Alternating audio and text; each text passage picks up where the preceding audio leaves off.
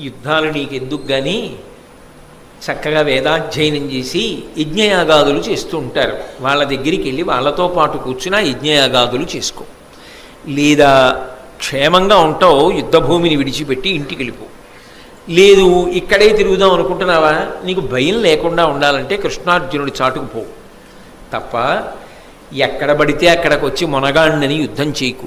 చూసావా నీ ప్రారంధం ఎలా అయిందో అని తరిమి తరిమి విడిచిపెట్టాడు.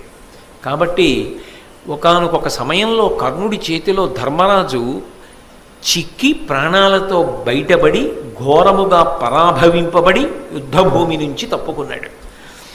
తర్వాత భీముడు ధర్మరాజు గారి జోలికి కర్ణుడు వెళ్ళాడనేటటువంటి కోపంతో ఆ కర్ణుడి మీదకొచ్చి ఒక భయంకరమైనటువంటి బల్యాన్ని విసిరాడు. ఆ బల్యం కర్ణుడి యొక్క శరీరంలోంచి దిగబడి అవతల వైపుకి వెళ్ళిపోయింది.